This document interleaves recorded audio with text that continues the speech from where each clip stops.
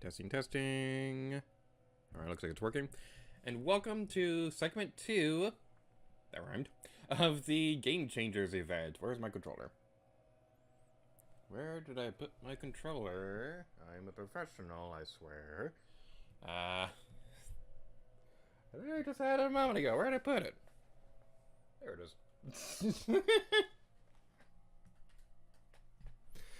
Alright, welcome to The Legend of Zelda Link's Awakening. I might like this game a lot. And by a lot, I mean this is my favorite game of all time, so I'm really excited about this one. We're playing through the original Game Boy version of Link's Awakening. Now, just like with the rest of the segments, we're going to be having some donation incentives during this part of the Game Changers event thingy. So, for $10, you'll be able to make me speak like Link for a few minutes, for like a minute or so. So, whenever you donate $10, I'll have to talk like, ah, yeah, ah, yeah, ah, yeah, yeah, ah, yeah. That one might not end well, but that's going to be the $10 donation incentive. The $20 incentive is going to be the doghouse glitch. This one I'll actually demonstrate for a moment before we get into the actual game or anything like that. So, we want to do, for that one, basically you'll defeat a couple enemies on the overworld to get the RNG on this set up properly. It's going to be a pretty fun time all around. But also, if anybody's in the stream chat, just let me know of how the audio balancing is, because Tomb Raider Legend audio-wise is very different from Link's Awakening, so hopefully it's going to be decent and things like that. Looks like on my audio tracks, everything looks like it's working properly. Might need to bump it a little lower, but we took care of that. And basically the doghouse glitch. For this to make sense, basically what happens is that the game loads the world on two layers. We got the outside layer, and when you go inside of a building, it takes you into the inside layer. So, if we backtrack a little bit so we can get the thing back up to where we wanted it to be. If we go into the doghouse like this, glitch into the wall, and go left, it'll take us into the doghouse glitch, or as I like to call it, the Scary Demon Dungeon. The Scary Demon Dungeon is basically a copy of the Underworld map of this game, but the textures are all messed up because you went inside in an area in a way you're not really supposed to be able to. So everything's all messed up. You can see where all the dungeons connect and things like that. If you reach the end of the map, you'll warp to the other side of it, so that's pretty amusing as well. We can see that we're still in the doghouse from that, but we're in the second dungeon right here. So this is one of my favorite glitches in the game, and with the $20 incentive for the doghouse glitch, you'll be able to make me go in there at any point during this playthrough. For the... Okay, this one might not work anymore. Okay. So, fun story time. The $50 incentive was going to be Game Boy swap. My original idea for that would be if we were... Like, the idea for that was that I was going to be playing between the original Game Boy version and the Game Boy Color version. And the $50 incentive would have switched which version I'd be playing right then and there. I was having trouble with this. So, I was having trouble with this when I was trying to test it, so this one might not actually happen. If it does get donated to, I will extend this segment and make that happen. It might not end well, but we will make it happen. We are going to need to use a Game Boy player for the next segment anyway, because Pokemon Fire Red's going to be coming up later in the day. But it's still something we want to keep in mind. And if we reached $100 in total during this segment, I believe the current thing, let me double check this real quick. I believe it's currently at 230 right now. If we get to 330 by the end of the segment, we will do a speedrun attempt on stream. I know the route for the speedrun in this game, and I'm not very good at it, but we will attempt to speedrun on stream. So that's going to be a pretty fun time all around. Alright, so it is currently 1:35. We'll be playing Link's Awakening for the next hour, and it's going to be a pretty fun time all around. I like this game. It's pretty great. It's one of my favorite games of all time, so let's get into it.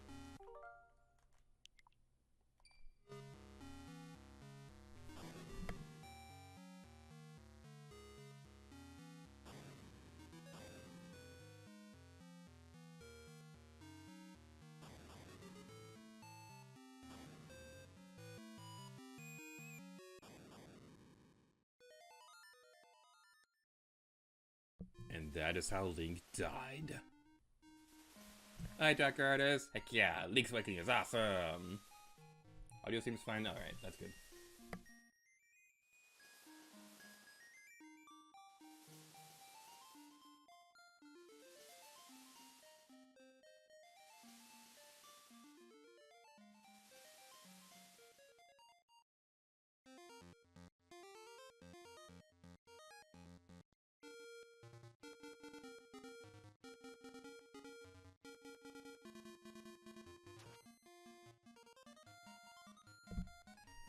I always get goosebumps when I see this. Alright, let's play Legend of Zelda Link's Awakening. This is not the beginning of the game. Let's back out of this a little bit. So we can see the very beginning of the game. Actually, no, I don't really care that much. Here we go. Let's delete that one. And our name is going... What should our name be? This should have been a donation incentive. What should we name Link during this playthrough? Okay, I'm gonna give it a few minutes to see if anybody has any suggestions or anything like that. If not, that's cool. We'll name him something silly. But yeah, there are a couple Easter eggs on this menu as well. If we were to name Link Zelda.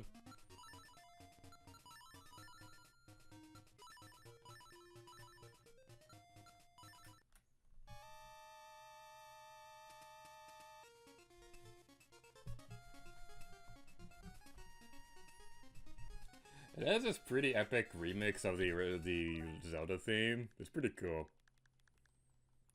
Alright, so that's not where we'd be naming Link, though. Let's name him... Do we have enough tiles for this? I think there's only 5, so it might not work. Let's see if Esteban will work. No, there's not enough room for Esteban! There's not enough room for Esteban! No! Yeah, alright.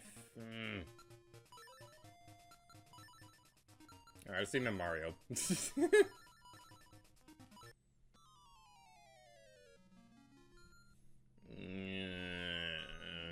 Hey, Lurkrafter. What was it?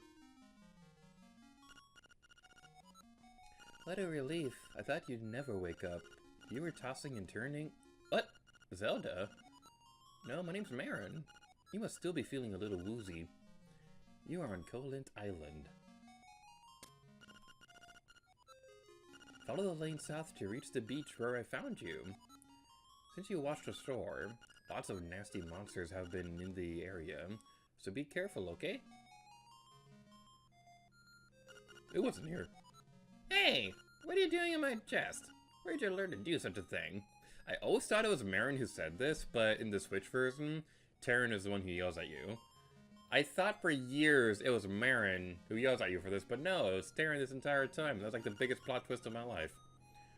Whoa, boy, where are you off to in such a hurry? Such a spell, I got something to tell you. Well, Mario, you finally snapped out of it. Name's Terran. Hope you're feeling better. What? How did I know your name? You think it's weird? Huh? Well, I saw it on the back of the shield. You got your shield back. Press the button to repel enemies with it. And we're immediately going to be switching it over to the A button because it feels weird holding the shield with the B button. And I'm be quiet for a moment so we can listen to this music.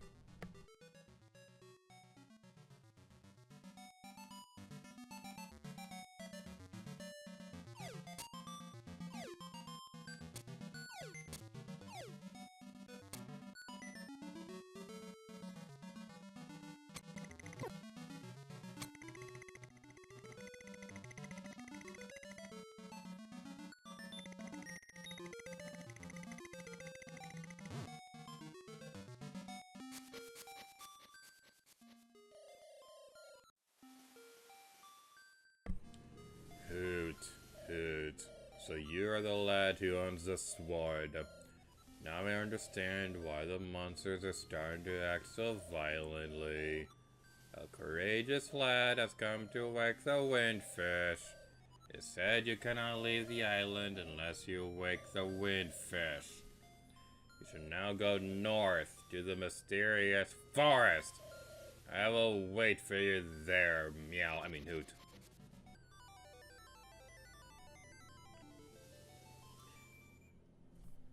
You found your sword. It must be yours because it has your name engraved on it. This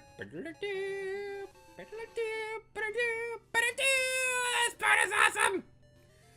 I love the build-up to getting the sword! I love this game! Have I mentioned I love this game? Because I love this game. This is the greatest game of all time and I love it so much. Okay. So, I had a stream chat. Stream chat!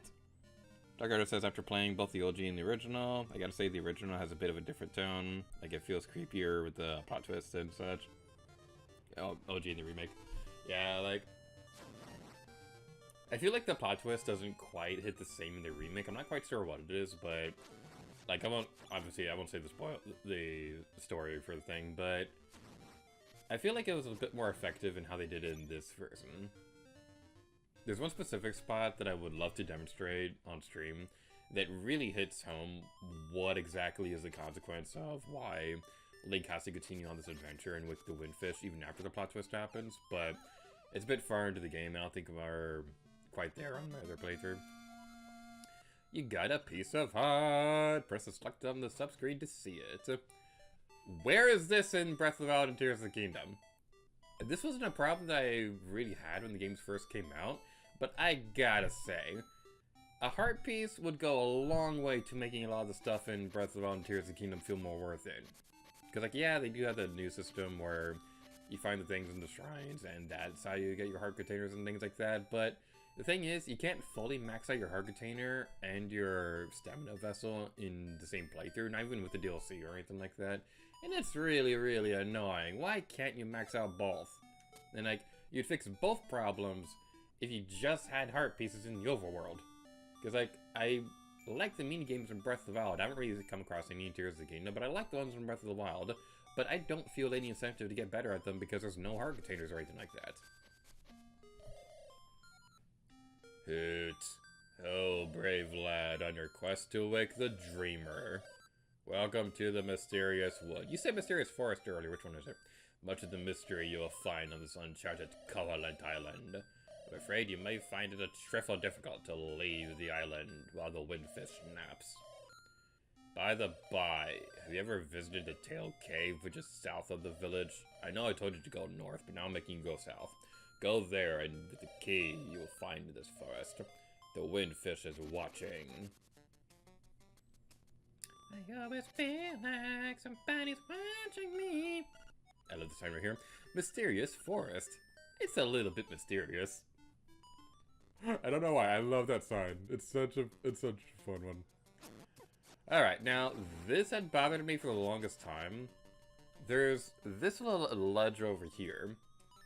But we're at the edge of the map. So, what is over here?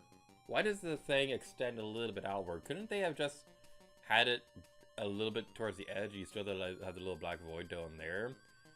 It feels like there should be something over here, but there isn't. That's been bothering me for the longest time. Thankfully, in the remake, they kind of rectified that, and they showed that it is just the ocean over there, but still, I always felt like there was supposed to be something over there. Alright, we got some moblins over here, and moblins are kind of not very nice. They are the opposite of nice. They are rice. Alright, this guy right here, basically the trick you want to do is that you want to have your sword at an angle and things like that. That doesn't really work in the remake though. In that version, you want to, like, knock him off with the shield and things like that. Let's heal your wounds and get rid of all that stress. Close your eyes and relax. The fairy is so cute. She's super adorable and she's cute.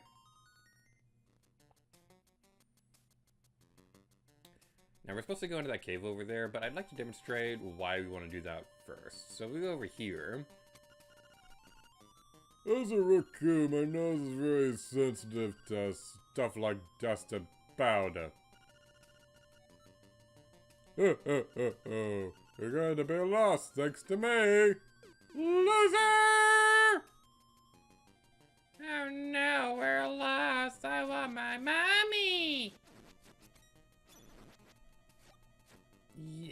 that was some serious gaming skills right there. We don't get turned around that much. We just go right over here. It'll be fine. Don't worry about the future, it's alright. Oh, Guardian Acorn. This didn't bother me when I was a kid. But after subsequent playthroughs, especially considering I've played through this game like 97 times, yeah, the Guardian Acorn sound effect kind of annoys me now. You pick the toadstool. As you hold it over your head, a mellow aroma flows into your nostrils. So, what could we possibly do with that mushroom? Well, we'll find out eventually. Alright, so we got some crystals over here we can destroy. As a kid, I thought these were bushes, but the remake shows that they're actually crystals and things like that. That's kind of a fun thing about remakes, is that you get, like, to see what it was actually originally supposed to be and things like that. It's kind of cool.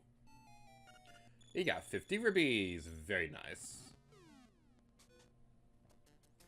Like I says, I never liked the power and acorn gimmicks because music's annoying in the dialogue box. Because they pop up so often. Yeah, I feel like they wouldn't be as much of an annoyance if they... What am I trying to say? It wouldn't be as much of an annoyance if they were just a little bit more rare. But, yeah, whenever I see them nowadays, I try to avoid them.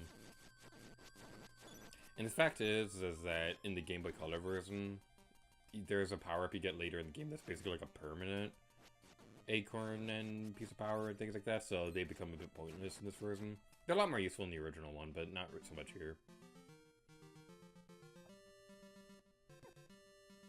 Owie, why would you hurt me? Double, double, toil and trouble. A toadstool mix powder for tricks.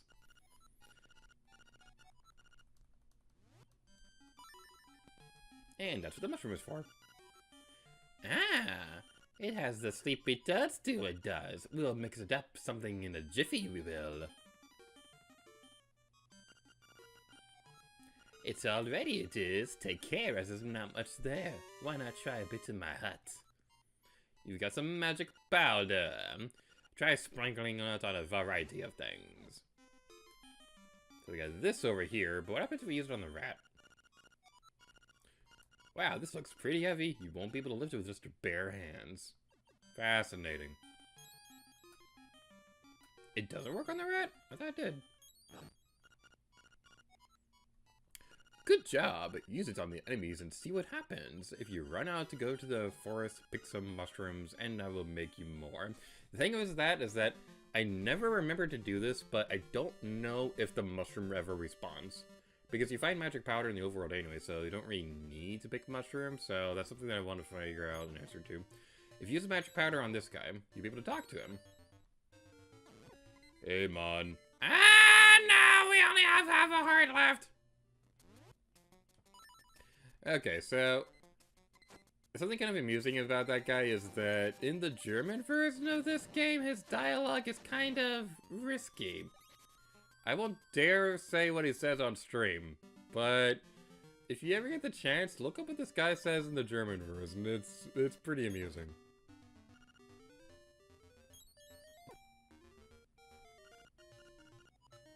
You know me, I like short names the best. Yeah, those are like the only two things he'll say. I think he says a few more things in the remake, but yeah, he's kind of a pervert in the German version. Well, not really much of a pervert, but he probably says things that wouldn't pass today in a new rated game. Let's just say that right now.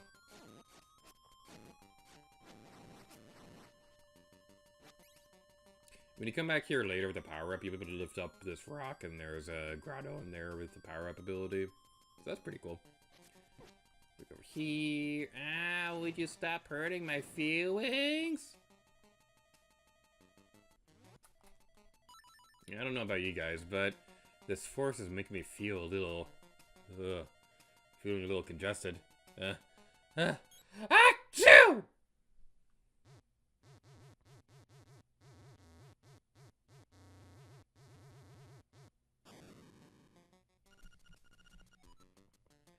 last thing I can remember was biting into a big, juicy toadstool. Then I had the darndest dream. I was a raccoon. Yeah, sounds strange, but it sure was fun. I'm all tuckered out. I think I'd better set a spell before I head home.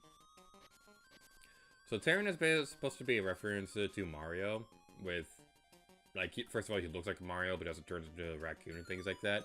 That is the first of many Nintendo references throughout Link's Awakening that this game has kind of become infamous for. You've got the tail key. Now you can open the tail key gate. Hoot.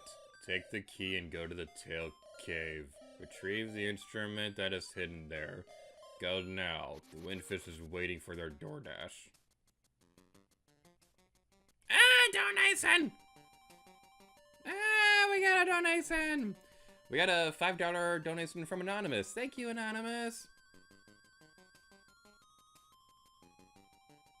I wish I had a better setup to get notified a bit more quickly on donations and things like that.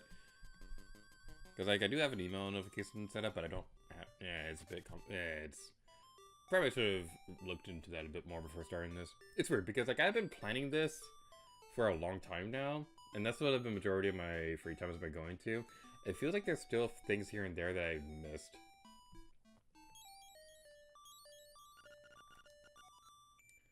Mario. Terran's taking a nap at home. I don't know how he can sleep on such a nice day. It makes me want to sing a song. Yes, the song is Ballad of the Windfish.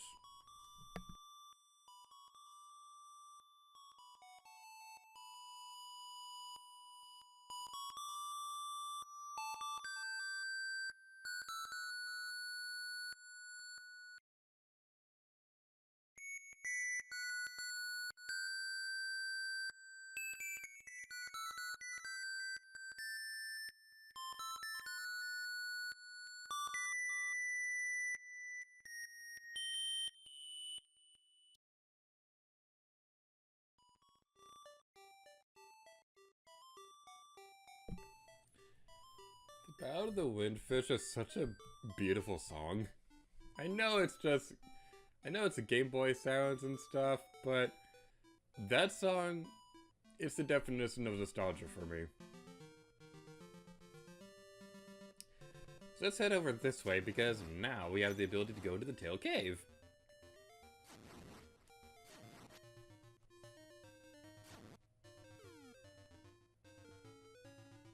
Later in the game, you get an ability that lets you run faster. If you ram into this tree, you get a super secret awesome thing.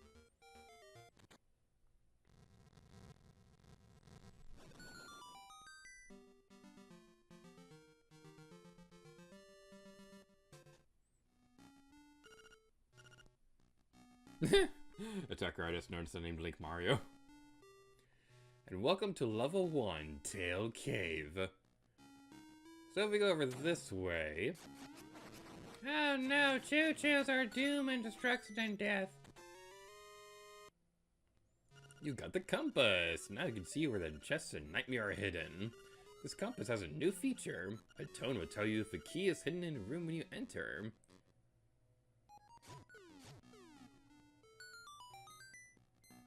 Ah, the tone didn't lie. We got a key. Key with the key, where's a beautiful key? Now, this is a really cool feature, but it never returns in future Zelda games, and I don't know why. Because you'd think something like that tells you if a key isn't nearby, that would be useful. I guess they do have the thing where, with the map and things like that, in later games where it shows a key hidden on the map and things like that. Well, I guess that is a lot more useful than a town, but still, I don't want to complain. At last, you've got a map. Press the start button to look at it. Let's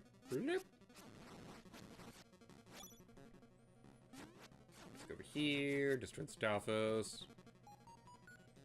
Ah! Demon Waffle! Demon Waffle is evil! Later in the game, you'll also get bombs and things like that. The left wall over here will have another secret.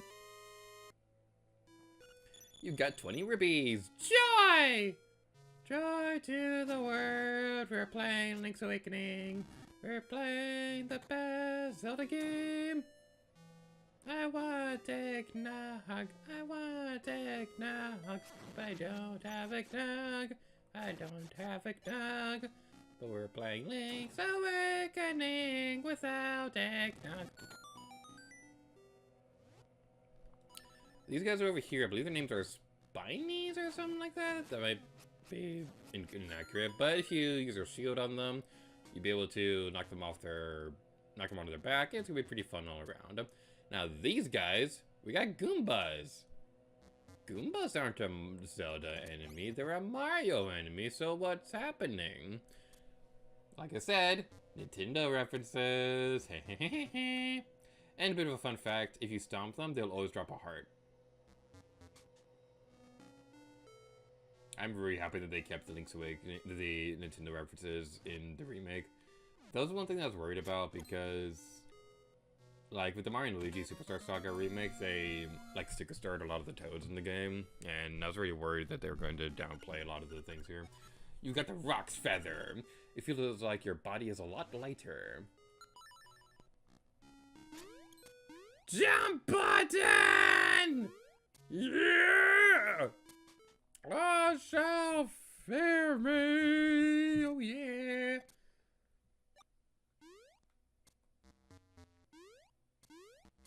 I'm a lonely Goomba, stuck between two pipes. Well, guess I'll keep on gaming for the rest of my life. Alright, let's go over here. And now that we have the Rock's Feather, we'll be able to go over this way. Because if we tried going over here earlier, there's a gap in the wall, in the floor right there that we wouldn't be able to go through otherwise. But, going over here, you've got the Nightmare's Key. And I can open the door to the Nightmare's Lair. Yeah! We can make story progress. I like story progress.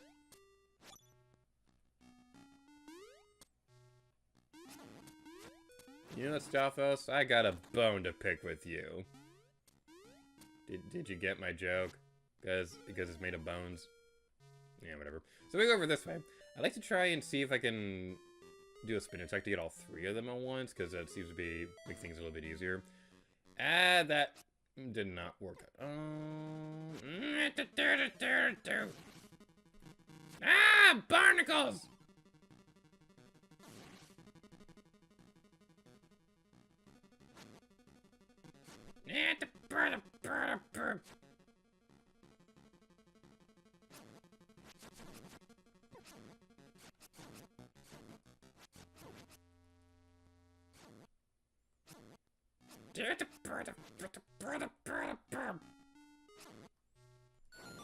Yay! First try. Easy game. Easy game. Now, a bit of a fun fact about this thing. So, this is a beak to an owl statue. And we go over here. Turn aside the spined ones with a shield. That gives you the hint to defeat the bad guys in the room before. I'm not entirely sure what order they intended you to do this in, because I feel like you need to get the Rock's Feather to get in there anyway, but I might be wrong about that. We only have one thing of hearts. We want to be careful because I do not want to die. Yeah! That wasn't too bad.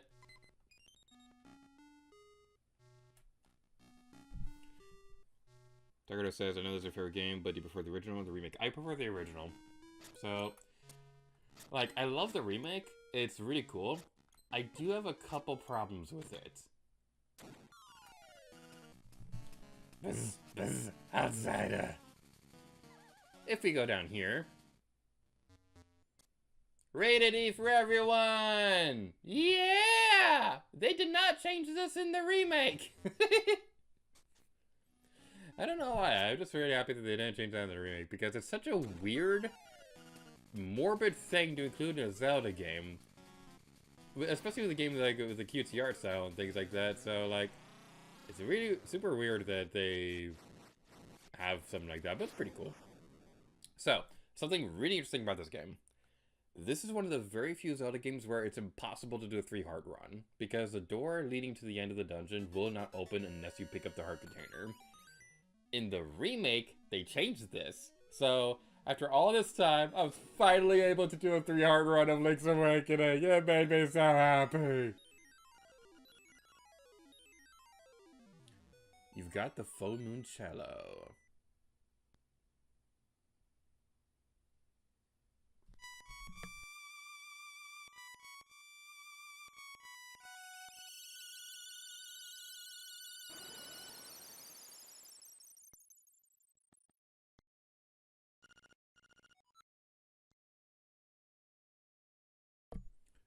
Swamp. A path opens in the blooms.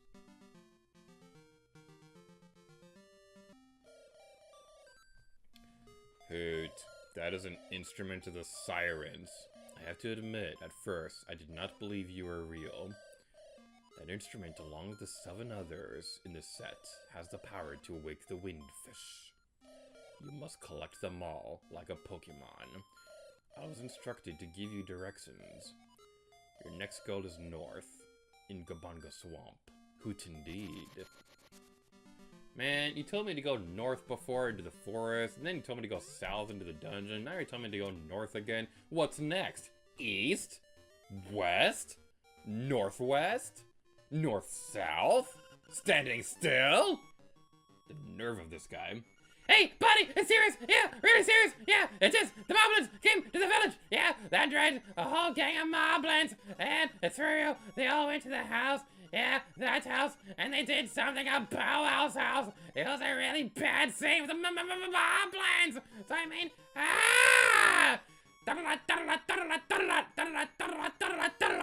it might be faster to find out for yourself what happened. I think something happened at Bow Wow's house. We might want to check on that. Hey, it's terrible. My Bow Wow was attacked by moblins. Please, somebody help my poor Bow Wow. Yip, yip. Mario, check the chest. Wow, this is a nice chest. Now, remember the doghouse glitch I demonstrated earlier? I'm so sad I couldn't get a picture of this, but there was a time where there's a character later in the game named Crazy Tracy. And if you know anything about Crazy Tracy, she's kind of a bit of a flirtatious character. And there's a point in time where I was going through the doghouse glitch. Half the sprite was Crazy Tracy, but it registered her as a chest. So when I walked over there, it pulled up that line where I was like, wow, this is a nice chest. It was so bad. I wish I got a picture of it. I'm so sad I didn't. But now that we can jump, we can go over here and check out this house. Well, I pretty much stick to myself, me and my letters. My name's Wright. The only thing I don't like about my hobby is I never receive a response. Welcome to Twitter, or Instagram, or Facebook, or any other social media out there. If you were to continue north up there, there's a cave, but there's not much we can do about it with the current items we have, so we're gonna ignore it for now. These enemies over here, I almost call them choo-choos, but they're actually souls, and I don't like that. They look like choo-choos. I don't know what the difference between a choo-choo and a Zola is. You got a piece of art. Press select on the sub-screen to see. Oh yeah.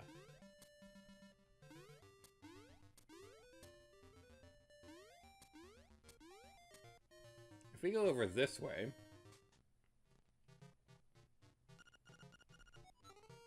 I just love to take pictures. Will you let me take your picture? No. Let's take a picture. No. Let's take a picture. No. Let's take a picture. No. Let's take a picture. No. No picture? Are you pulling my leg? No way. What a bummer. Shoryuken! Beautiful. I'll call this game over. What's your name, young man? Mario? Well, here's your album, Mario. Give it a look before you leave. That'll be $500. Let's see if you can fill that album. So, this right here is really cool. I do have a couple of nitpicks with it, though. The Travels of Mario. Do you want to look at your album? Which picture would you like to see? Use the D-pad to select, then press the A button to do stuff. So, I love this right here. There's two versions of this. There's one where he does like a peace sign, and there's another one where he got punched. It was so good. If you're playing on an original actual Game Boy, and you're playing with a Game Boy printer, you can actually print these out. It's really cool. I want a Game Boy printer so bad so I can have like an actual scrapbook album of these pictures, because I'd love to have that someday.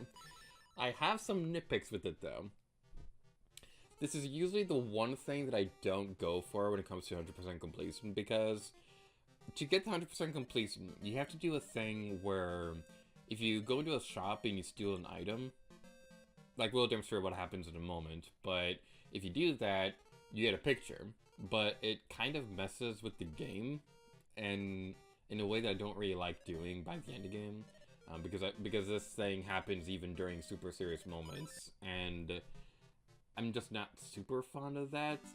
But my biggest nitpick, and it's more so of a big complaint, is the fact that this is not in the remake. Why? Why wasn't it in the remake? There's no need for it to be removed in the first place. It was such a good part of the game. So, yeah, that's some... well, we should probably go back over here before we do anything else. But, like, in the remake, they changed it to the chamber dungeons, and I loved the chamber dungeons. The chamber dungeons were really cool. It's basically going to be the closest thing we'll ever get to, like, a proper Zelda maker. It was awesome! Now, I do wish that there was a way to share it outside of Amiibo, because basically the only way you can share your levels like game is to save it to an Amiibo and carry it to somebody's house, which I'm sure would be fine if you're, like, a kid and you're trading your Amiibos with your kid to school and things like that. But... man, I wish that there was a better way to save your dungeons and things like that. One thing that I wanted to do was show my layout on Twitter and show people how to recreate it, but that takes effort and never sucks. So, yeah, that's a bit on the unfortunate side. Alright, so let's go over here. Wait. What? Oh! I learned something! I learned something! I never thought to do this. You can make your album messy. Oh, okay, so, okay, that goes here, this goes here, and this goes here, and this goes here, and this goes here, and this goes here.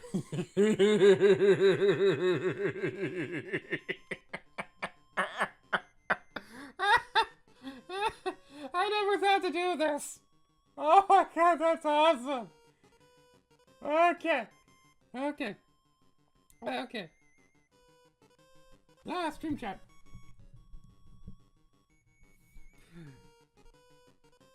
Or the secret North. I mean, there's a lot of dark stuff in Zelda. I'm so sad they removed the pictures in the HD version. The thing is, they could have drawn an anime intro too. It would have been so awesome. I'm a little sad there's more anime cutscenes, not more anime cutscenes to remake. The intro and the credits look so good.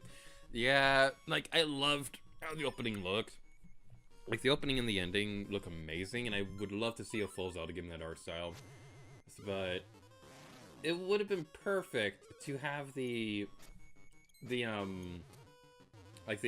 picture album in that art style. And it bums me out. So, I don't know exactly when it would happen, but one thing I would love to do would be, like, to commission some artists to kind of make that happen. To have like the art style of the opening cutscene, but for the different pictures in the game and things like that. I think that'd be kind of cool. The downside though is that there's like 9 pictures in the game, so that'd be very expensive to do. But anyway, now we can go over this way, and we have Bow Wow! Yeah, Bow Wow! If you were to try to talk to the picture guy while Bow Wow is in your party, he'll tell you to come back later when you're alone.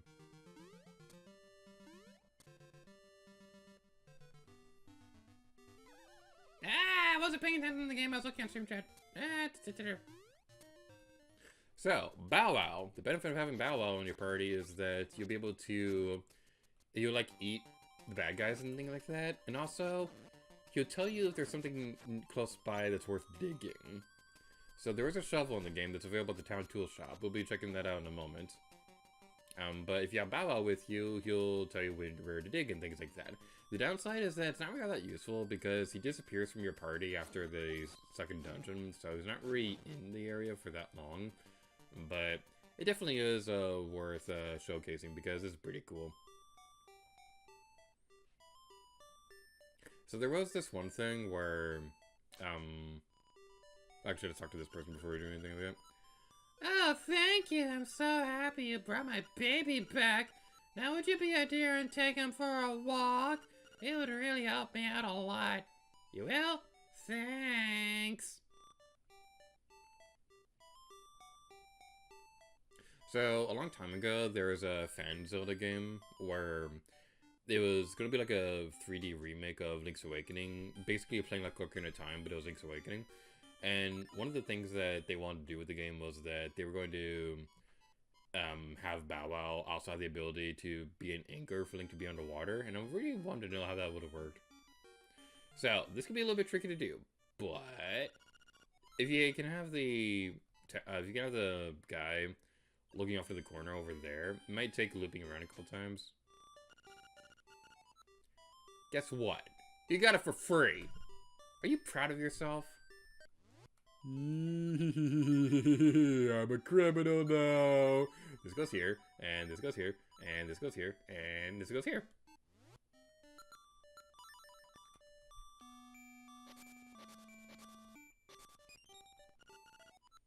You found a secret seashell. You've collected a lot of these. Something good is bound to happen. Yeah, this shovel kind of sucks. I'm gonna return it. I wasn't kidding when I said pay. Now you'll pay the ultimate price.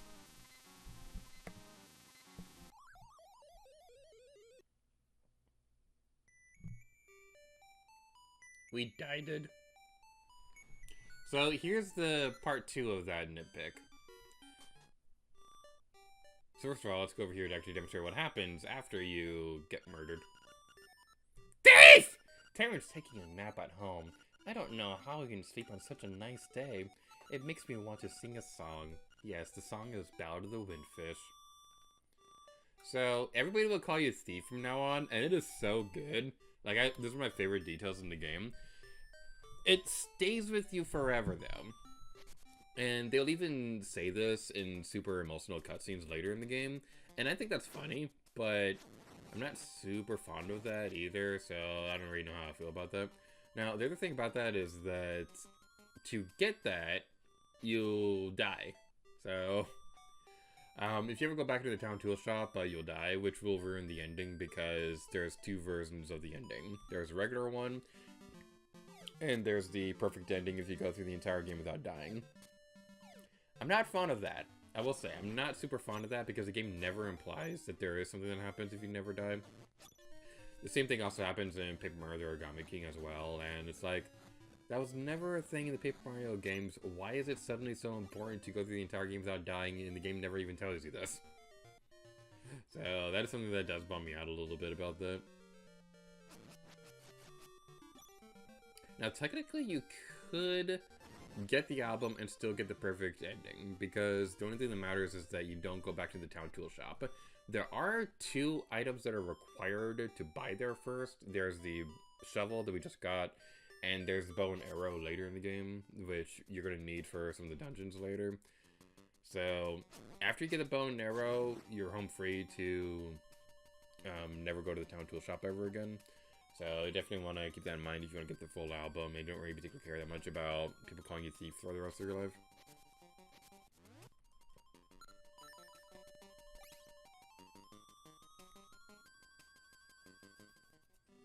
Alrighty then, let's head over here. Ah, there's a like right there. I will say, I do like the likes in Tears of the Kingdom. They're pretty fun to find in that game. So the reason why we want to bow out with this is because there's going to be these flowers And flowers are super pretty, but they're also kind of murderous. Did you know flowers can murder? That is a fact that not a lot of people know about. You got 50 rubies, very nice.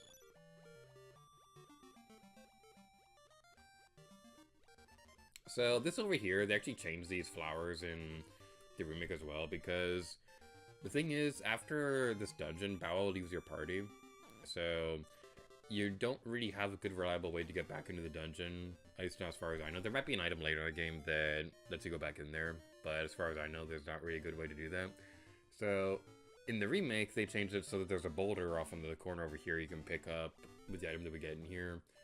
We can pick up the boulder and still go back inside the dungeon. There's not really much of a reason to go back into the dungeon unless you just want to get all the treasure chests and you missed one or something like that. But that is something that's definitely worth mentioning.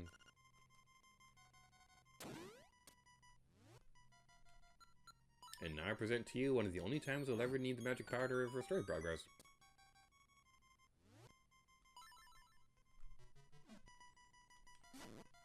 Alright, Stalfos, time to be destroyed.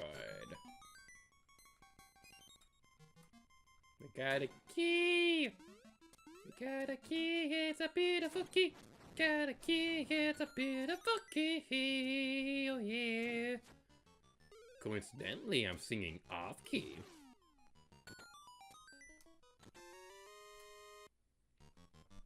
You found a stone beak. Let's find the owl statue that belongs to it. In the original Game Boy version, the stone beak is a piece of a stone tablet. So they didn't have the owl statues in the original game. They were instead like stone tablets that had like things engraved on them, but they were missing a piece. So that's something that's a little bit on the interesting side. And it's also interesting because the original version never really got a re-release at all. Every time it was a re-release for the Virtual Console or something like that, it was always the DX version. And I definitely do see why this is the definitive version of Link's Awakening. But like for historical purposes, it would have been interesting to see the original version released too. Like the thing is, they have Super Mario World on an SNES and Game Boy Advance Online. So like there's not much of a reason why they wouldn't be able to have both versions on there. But they did have it released in the Game & Watch for The Legend of Zelda a couple years ago, which is pretty cool. I did a Let's Play of the Zelda Game & Watch.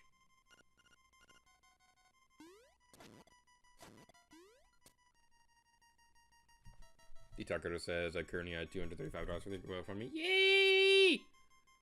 I'm super happy. I'm super happy. Like, I want to thank you all for helping with the donations and things like that. Like, when going into this, I didn't think anybody was going to donate at all. Like, I thought it was just going to be like a casual stream and things like that, and like nothing was actually going to happen or anything like that. But the fact that we broke the goal before the day one even started, I'm really happy about that. Alright, so we go over here. You got the compass! Now I can see where the chests and nightmare are hidden, and get used to seeing this repeated dialogue because it'll happen every single time we open up a treasure chest. Hey, get away from me, Stalfos! Get away! Alright, sit over here. These fat guys over here, after we destroy them, the key is going to be falling to the ground. There's one thing I'm not too fond about with the beginning of this dungeon is that you kind of go back and forth a lot between rooms and things like that. I'm not super fond of that. That does happen a little bit later in the game. So I guess this is like the way to kind of teach you that, hey, you need to be backtracking to rooms to solve things. So it's I guess that's that's a centimeter from my face! Oh, I was hoping we could be epic and not take any damage. Yeah, well.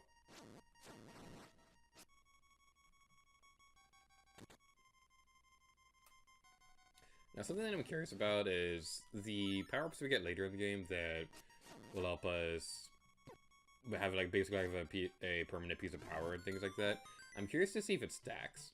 I don't know if it does stack or not, but Like, if you get that while holding a piece of power, if you use like 4 times damage or anything like that, there's not really a whole lot of enemies in the game that have enough HP for you to really notice that. But, yeah, it might be like a fancy thing people do. We go over here, and mid boss time. So I don't know anything about this series, but it does make me think of this. Does anybody know Xena Warrior Princess or whatever it was called? So there was a PlayStation game that my dad had when we were kids. I didn't really play a whole lot of it, but there's one part where there's like a Cyclops on a cliff. This always makes me think of that. And I don't really know anything about Xena or anything like that, but like that's what it always makes me think of.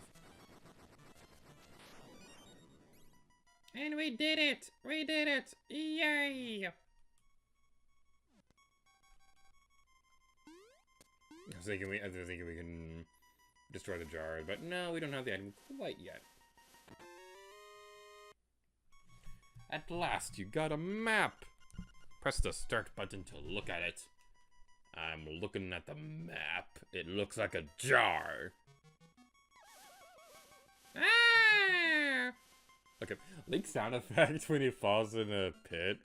It's probably my favorite thing in the entire game, honestly. Like, it's just such a satisfying sound effect. It's so good.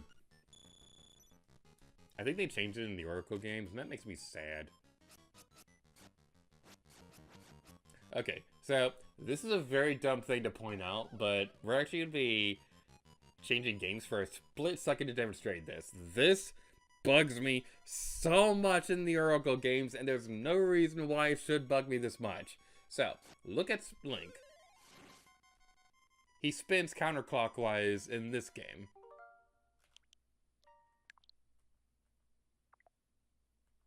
Don't do that. That's my regular thing. Okay, we're gonna set that up. But if we switch over to the Oracle games, I don't have a... I thought we did have one in there. Okay, Oracle of Ages then. But yeah, he spins counterclockwise in Link's Awakening. In the Oracle games, he spins clockwise. Why did they change which way he spins? And why do I care? There's no reason for me to care that much, but it bugs me so much. Okay, we got some boos over here, which are another fun enemy. Now, I always think that if you light up both of the torches, it destroys them instantly, but that's not really the case. But this right here, the power bracelet. At last, you can pick up pots and stones. So, the bracelet, first of all, we're gonna put that over here. But the power bracelet, it looks like a croissant.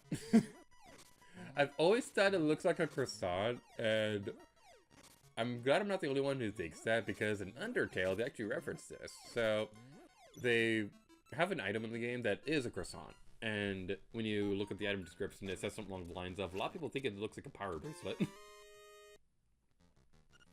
You got a small key. You can open a locked door. But now that we have the power bracelet, we can go back outside and open up the pathway to get potions. We're not going to be worrying about that too much right now, though, so I'm not too worried about it. It was something that I basically needed to beat the boss of this dungeon, because I was terrible at it when I was a kid.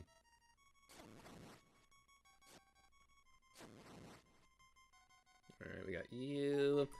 And what we want to do over here... I'm trying to remember the pattern for this one. So, there's a stone beak around here that'll tell you the combination for defeating these bad guys. The first one is going to be the Pulse Voice over here. We're going to destroy that. We'll destroy the keys, and then the Stalfos. You got the Nightmare's Key. Now you can open the door to the Nightmare's Lair. A fun fact about the Pulse Voice enemies. In the original Zelda game, they first appeared in that game, and the second Famicom controller had a microphone in it for some reason, and if you screamed into it, it would instantly destroy the Pulse Voice. The NES didn't have a microphone, so instead what they did for that was they made vulnerable to bombs and things like that, so that's kind of cool. And that platform right there needs a little bit more weight to it, which is why we have to have the pot with us. Alright, let's go over here. And no! What even happened there? Okay, we might need to get the potion. We might need to get the potion. I don't trust myself not to die instantaneously if we only have 2 hearts with us, so let's be a smart person and do something that is not stupid. Let's go over here and not be as stupid as I previously was. Piranha Plant. Piranha Plant is in Smash Brothers. You ever think about how Piranha Plant is a playable character in Smash Brothers? It's like one of my favorite things ever, because it's so stupid. He's a common enemy, so why is the Piranha Plant of all things playable in Smash? But that's what I really love about Smash Brothers, is that they always find ways to have a surprising character. So, like, I didn't think much about Terry when he was announced, because I don't really have a whole lot of affinity with the SNK games. But, man, like, Terry is probably my favorite character of the DLC alongside Joker, Pyra/Mythra, and people like that. I'd say Terry is probably like 3rd, with Pyra/Mythra being number 1, Joker being number 2, and Terry being number 3. Where am I going? I'm going this way. This is not the way I wanted to go. Where am I going? Potion shop, that's what I want to do. I got distracted. How would I rank all the DLCs? Okay, Pyra/Mythra number 1, Joker number 2, Terry number 3, Byleth number 4, Sephiroth number 5, Banjo number 6, Steve number 7. What else is there? I don't care. Let's look over here.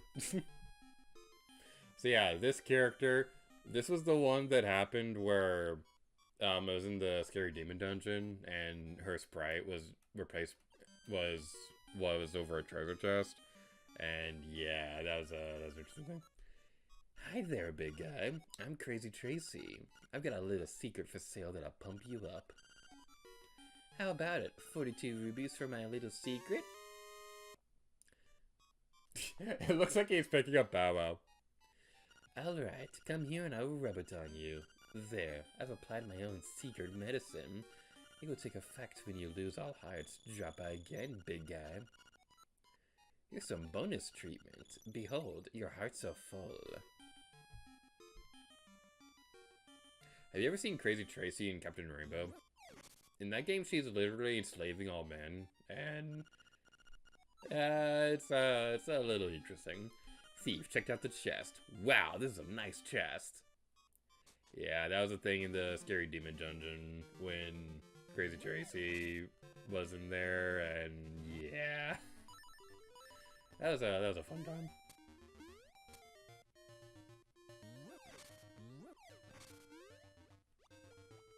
But now that we have the potion, we can go over this way. Now the thing is, I don't really think we needed the... I don't think we really actually needed the thing that much. So, I just mostly just wanted to restart my hearts. I don't think we'll need the potion, but it should be okay. Can Bow Wow destroy the flower, please? Bow Wow. Bow Wow. Bow Wow, destroy the flower. Destroy this one. Destroy this one. The one I'm pointing at! This, there we go!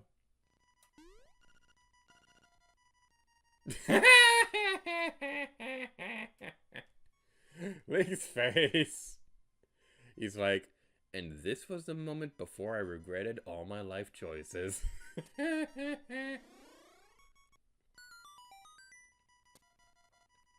now we can go over this way.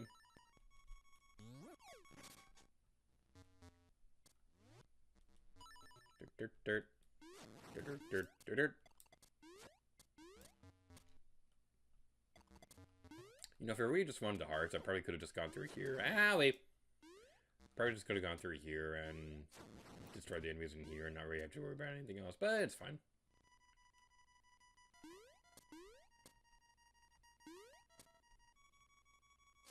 So one thing that I think was made its debut in this game, I might be wrong about this, but I think this is the first Zelda game that had unique dungeon music.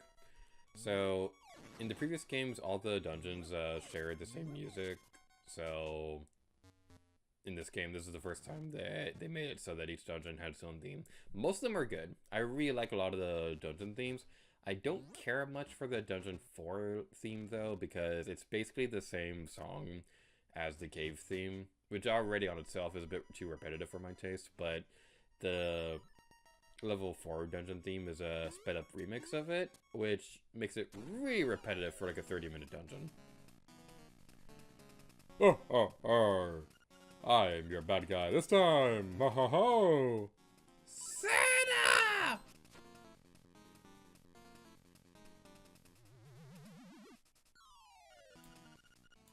Nah, you can hear me as long as I have my bottle. I don't remember if it was Mini Beanie or Mercury who did it, but I want to say it was Mini Beanie who did it. But during my Link's Awakening Let's Play, one of them voiced the genie because I thought they'd be really funny sounding, and yeah, it was really great. Dot, exclamation point. I can't move, but I'm still alright. Your little sword won't break this bottle. What about the wall, fool? Nah, you can't hear me as long as I have my bottle.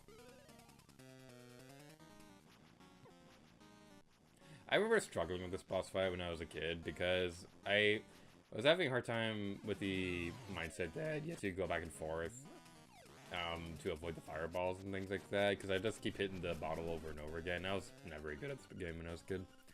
Yeah, you can't hear me as long as I have my bottle.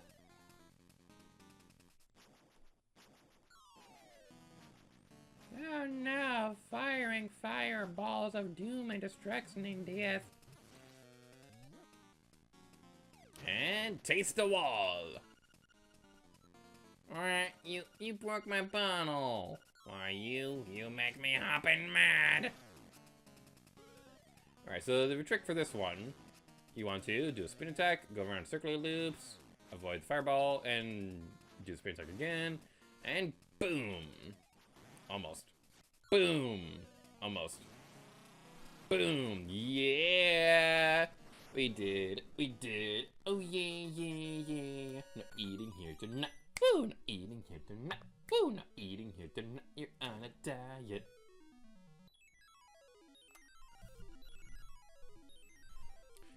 You've got the conch horn.